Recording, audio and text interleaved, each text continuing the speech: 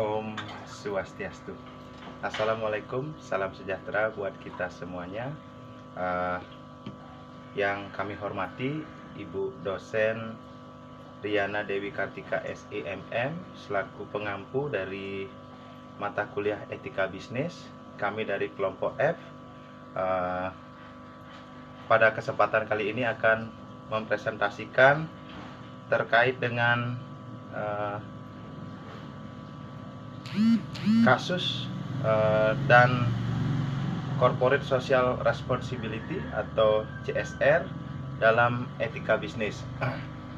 Kami dari kelompok 4 akan terlebih dahulu memperkenalkan 6 anggota kelompok kami. Yang pertama saya Kadek Darmawan dengan nomor NIM 19011127. Kemudian ada Made Swarnili 19011143. Kemudian ada Ervis Akbar 19011152. Kemudian ada Gede Dimas Wira Prasetya 19011164. Kemudian ada Kadek Dwiki Pratama 19011168. Dan yang terakhir ada Niluh Kadek Risa Adila Safitri 19011162. Nah, adapun dalam pokok pembahasan yang dapat kelompok kami sampaikan, yang pertama yaitu apa pengertian dari etika bisnis, kemudian indikator yang berkaitan dengan etika bisnis, kemudian prinsip etika bisnis, kemudian relevansi etika bisnis dengan keuntungan perusahaan, kemudian tanggung jawab sosial perusahaan atau yang kami sebut tadi Corporate Social Responsibility. Kemudian ada kasus sesuai dengan etika bisnis. Kemudian pembahasan yang selanjutnya kasus yang tidak sesuai dengan etika bisnis. Nanti kami akan berikan contohnya. Dan pembahasan kelompok kami yang terakhir adalah kasus pengambilan keputusan manajerial yang sesuai dengan prinsip etika bisnis. Nah, itu yang akan kami bahas dalam kesempatan kali ini. Dan saya akan awali dengan apa itu pengertian etika bisnis. Etika bisnis merupakan suatu kode etik atau tindakan yang dilakukan oleh pengusaha berdasarkan nilai-nilai moral dan norma yang dijadikan tuntunan dan pedoman berperilaku dalam menjalankan kegiatan. Om Swastiastu, perkenalkan nama saya Made Swarnili, NIM 1901141. Di sini saya akan menjelaskan tentang tingkah laku etika bisnis, yaitu yang pertama, utilitarian approach. Setiap tindakan harus didasarkan pada konsekuensinya, sehingga dalam bertindak seseorang harus mengikuti cara yang dapat memberi manfaat yang besar terhadap orang lain. Yang kedua, individual right. Setiap orang dalam tindakan dan kelakuannya memiliki hak dasar yang harus dihormati. Yang ketiga, just approach. Para pembuat keputusan mempunyai kedudukan yang sama dan bertindak adil dalam memberikan pelayanan kepada pelanggan, baik secara perseorangan maupun kelompok. Indikator etika bisnis. Yang pertama, indikator etika bisnis menurut ekonomi. Yang kedua, indikator etika bisnis menurut peraturan khusus yang berlaku. Yang ketiga, indikator etika bisnis menurut hukum. Yang keempat, indikator etika bisnis berdasarkan ajaran agama. Yang kelima, indikator budaya. Yang keenam terakhir, indikator etika dari setiap pelaku bisnis. Semangat pagi. Perkenalkan, nama saya Ervis Akbar dengan NIM 190111152. Di sini saya akan melanjutkan presentasi dari rekan saya mengenai prinsip etika bisnis. Prinsip etika bisnis yang berlaku dalam kegiatan bisnis yang baik sesungguhnya tidak bisa terlepas dari kehidupan kita sebagai makhluk sosial. Prinsip etika bisnis tersebut sudah sangat erat kaitannya dengan sistem nilai yang dianut oleh masyarakat, yaitu tidak merugikan pihak lainnya. Sonny Craft menyebutkan 5 prinsip etika bisnis secara umum. Yang pertama, prinsip otonomi, memberikan produk dan jasa yang kualitas yang terbaik, melakukan pelanggan secara adil, termasuk pelayanan yang tinggi dan memperbaiki ketidakpuasan mereka. Yang kedua, prinsip kejujuran. Kejujuran yang relevan dalam pemenuhan syarat-syarat perjanjian dan kontak.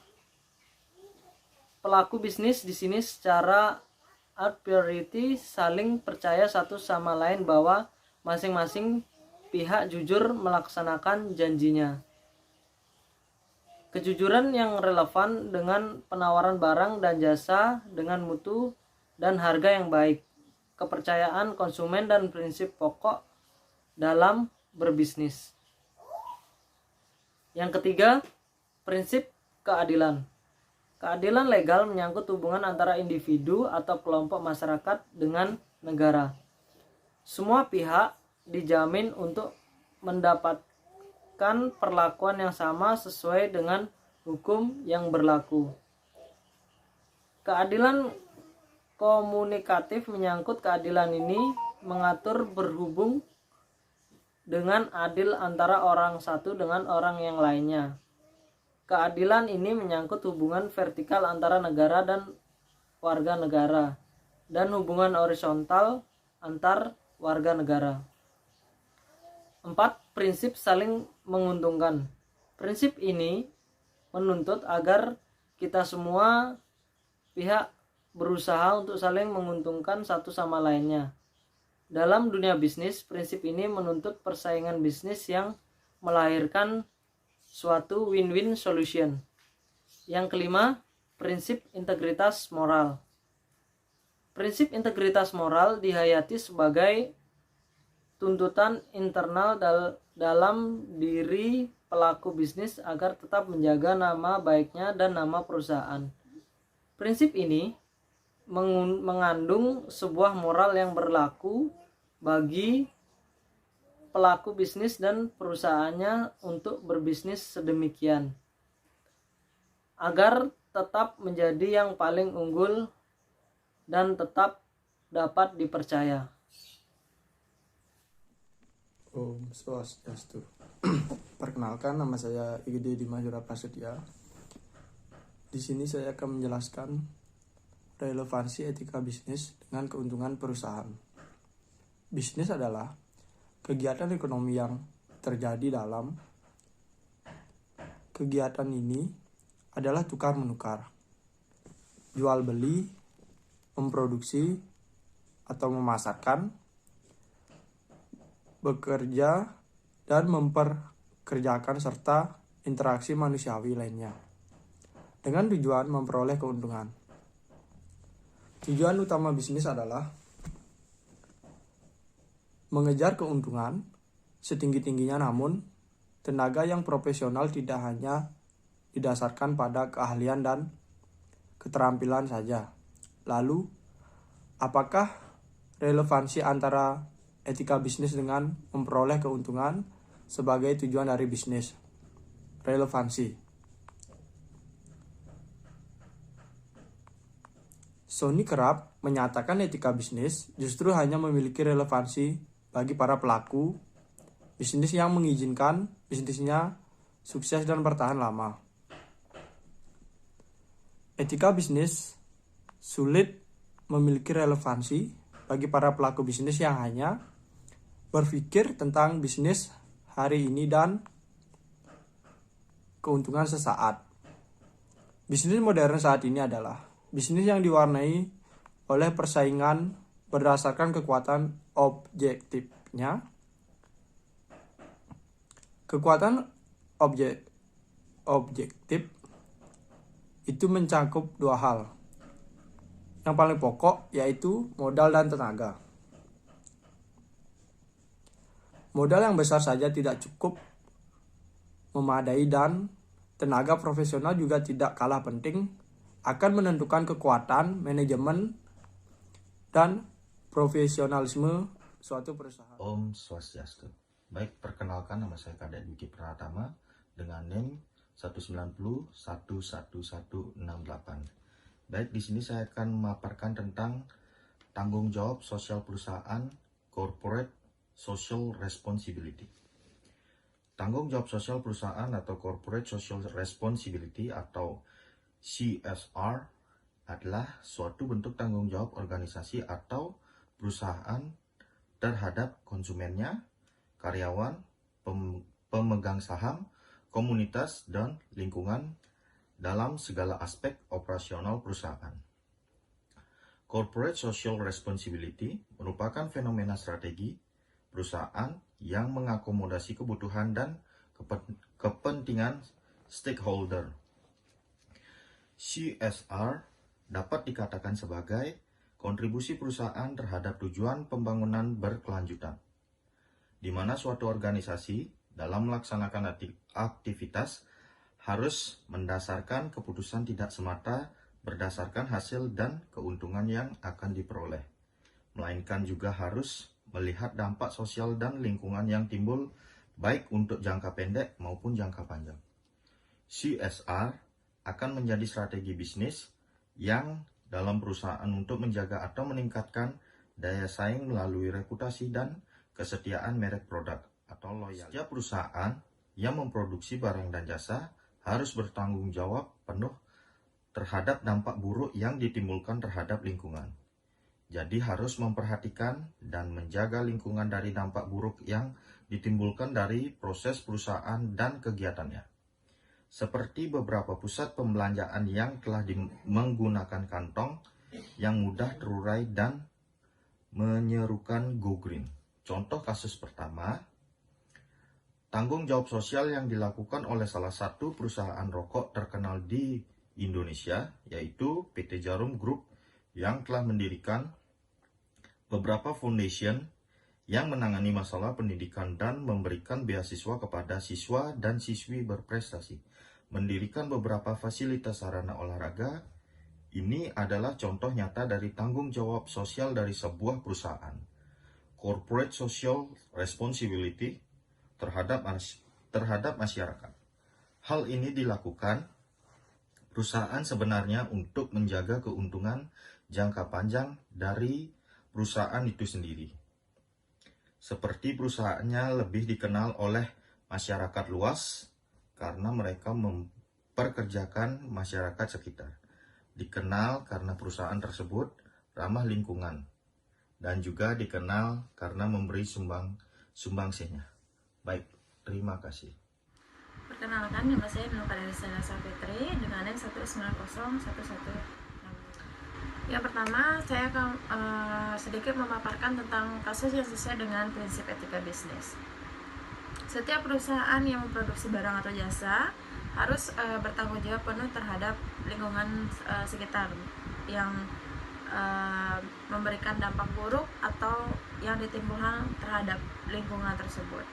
Seperti halnya minimarket sudah melakukan go green atau menggunakan kantong yang mudah terurai atau tidak menyediakan kantong plastik. Hal ini dilakukan oleh perusahaan sebenarnya untuk menjaga keuntungan jangka panjang dari perusahaan itu tersendiri. Seperti perusahaan lebih dikenal oleh masyarakat luas karena mereka mempekerjakan masyarakat di sekitar itu. Di sini saya akan memaparkan sedikit tentang kasus yang sesuai dan tidak sesuai dengan prinsip etika bisnis tersebut. Contoh kasusnya yaitu perusahaan listrik negara Persero atau PT PLN, merupakan badan usaha milik negara atau BUMN yang diberikan mandat untuk menyediakan kebutuhan listrik di Indonesia. Seharusnya PLN sudah menjadi kewajiban untuk memenuhi itu semua. Namun pada kenyataannya masih banyak kasus di mana mereka merugikan masyarakat. PT Perusahaan Listrik Negara ini atau Persero ini adalah perusahaan pemerintah yang bergerak. Di sini saya akan memaparkan satu kasus yang sesuai dengan prinsip etika bisnis, yaitu seperti PT Jarum. Tanggung jawab sosial yang dilakukan oleh salah satu perusahaan ini sangat terkenal di Indonesia, yaitu PT Jarum Group yang telah mendirikan beberapa foundation yang menangani masalah pendidikan dan memberikan beasiswa kepada mahasiswa dan mahasiswi yang berprestasi, mendirikan beberapa fasilitas olahraga, dan juga ini adalah contoh nyata tanggung jawab sosial dari sebuah perusahaan atau perusahaan pemerintah yang bergerak di bidang pegadaian listrik. nasional. Hingga saat ini PT PLN masih merupakan satu-satunya perusahaan listrik sekaligus pendistribusinya. Dalam hal ini PT PLN sudah seharusnya dapat memenuhi kebutuhan listrik bagi masyarakat dan mendistribusikannya secara merata. Karena yang saya ketahui bahwa di Indonesia ini ada banyak masyarakat yang rumahnya kurang listrik atau susah masalah listrik. Yang kedua yaitu kasus yang tidak sesuai dengan prinsip etika bisnis. Mengenai kasus yang berhubungan dengan etika bisnis sebenarnya sangat luas. Misalnya dari yang terkecil yaitu etika yang kita lakukan sehari-hari dengan berpakaian yang baik dan sopan. Karena manusia membutuhkan pakaian untuk memenuhi kebutuhan hidup pokok dasar. Faktor-faktor penyebab timbulnya masalah etika di dalam bisnis pada sebuah perusahaan yaitu yang pertama mengejar keuntungan dan kepentingan pribadi. Yang kedua ada tekanan persiapan terhadap laba perusahaan. Yang ketiga yaitu pertentangan antara nilai perusahaan dengan perorangan. Baik, terima kasih atas waktu dan kesempatan yang diberikan oleh kelompok kami. Apabila ada hal-hal yang kurang berkenan dan kurangnya pemahaman materi yang dapat kami sampaikan oleh kelompok F, mohon kiranya dimaafkan. Akhir kata, kami tutup presentasi ini dengan Parama Santi. Om Santi, Santi, Santi.